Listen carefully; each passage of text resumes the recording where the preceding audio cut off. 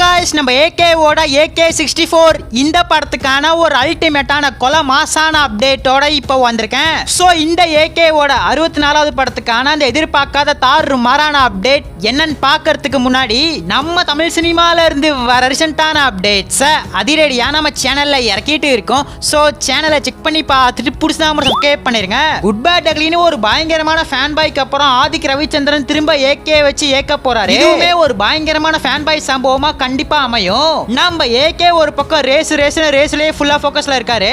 அதனால நம்ம ஏகே திரும்ப இந்தியா வரதுக்குள்ள நம்ம ஆதிக் ரவிச்சந்திரன் ஸ்டோரியை ரெடி பண்ணி படத்துக்கான ப்ரீ ப்ரொடக்ஷன் ஒர்க்ல இறங்கி இருக்காரு. குட் பேட் அக்லில எந்த அளவுக்கு ஏகேவை கலர்ஃபுல்லாவும் அதே சமயம் மாசாவும் காமிச்சாரோ அதே மாதிரி இந்த AK64ல டபுளா காமிக்க போறதா அப்டேட் வந்திருக்கு. இப்போ நம்ம ஏகே ஃபேன்ஸ் எதுக்கு ரொம்ப வெயிட் பண்ணிட்டு இருக்காங்கன்னு பார்த்தா இந்த AK64க்கான அனௌன்ஸ்மெண்ட்டுக்கு தான் பயங்கரமா வெயிட் பண்ணிட்டு இருக்காங்க.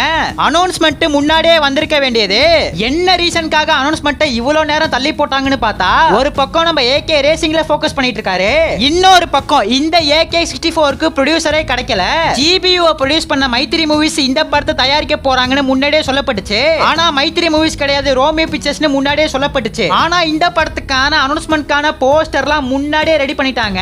இது ஒரு இங்கிலீஷ் டைட்டில் தான். நம்ம ஸ்ரீலீலா மோகன்லால்லாம் இந்த படத்தில் நடிக்கிறதா முன்னாடியே சொல்லப்பட்டுச்சு. ஆனா இப்போ என்ன அப்டேட் கிடைச்சிருக்கு அப்படின்னு பார்த்தா ரெஜினா கேசன்ட்ரா இருக்காங்கல்ல, அதாங்க விடாமுயற்சியில பயங்கரமான வில்லியா வருவாங்கல்ல, இவங்களும் AK64ல ஒரு முக்கியமான ரோல்ல வரப்போறதா இப்ப அப்டேட் வந்திருக்கு.